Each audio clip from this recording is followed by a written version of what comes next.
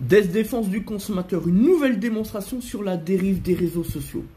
En vertu effectivement des événements récents et plus antérieurs, nous avons à peu près tout vu. On a eu les imposteurs du monde de l'entreprise qui, lorsque ça ne fonctionne pas, viennent jouer le jeu de la victimisation. J'appelle ça les chialeuses. Ensuite, on a les influenceuses qui vendent leur charme à prix d'or. Les individus victimes d'un licenciement qui viennent pleurer, évidemment, sur les réseaux sociaux. Ensuite, les dérives sectaires. Rappelez-vous cette affaire de l'agence immobilière. Et enfin, le racisme avec cette affaire du sandwich au thon. Et puis, je dirais même en termes de conclusion, tant d'individus qui vont spéculer sur toutes ces histoires pour se donner un semblant de justificatif à faire toujours plus de profit, de buzz sur leur propre dos. J'appelle ça la crème de la crème des réseaux sociaux et de sa dérive. Et puis, dans un instant, vous avez ce qui constitue peut-être le plus grave. On vous présente l'extrait, 30 secondes, et on se revoit juste après pour en débattre. Puisqu'une vidéo vaut mieux que 1000 mots.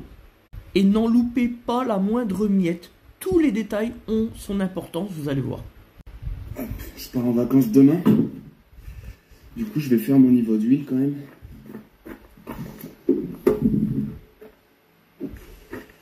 Alors. Ouais, c'est bon. Bon, bah, je vais pouvoir aller en vacances demain.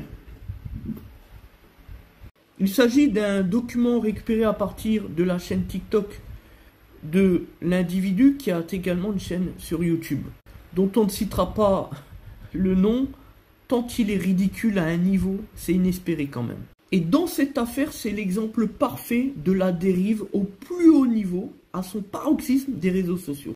Puisque, vous l'avez saisi, cette vidéo n'est rien de moins qu'une incitation à faire tout et n'importe quoi, au seul motif illégitime de la profession de l'individu dans l'espèce, qui est irresponsable, qui est dans l'insouciance et qui est immature. Mais je le dis souvent, il ne faut jamais montrer son immatriculation sur la place publique. Et ce n'est pas toujours qu'une question de respect vis-à-vis de ses clients. Ça peut aussi servir contre des gens bien intentionnés comme moi, qui n'hésitent pas à dénoncer les fraudes. Il s'agit donc d'une 206 immatriculée le 1er décembre 1999, TU5JP NFZ, 1,6 litre 90 chevaux. Essence. Il nous suffira simplement de saisir la gendarmerie près de Marseille, simplement. Parce que c'est un véhicule qui circule illégalement sur la voie publique. Un véhicule qui n'est donc ni homologué ni assuré. Là voilà la propagande de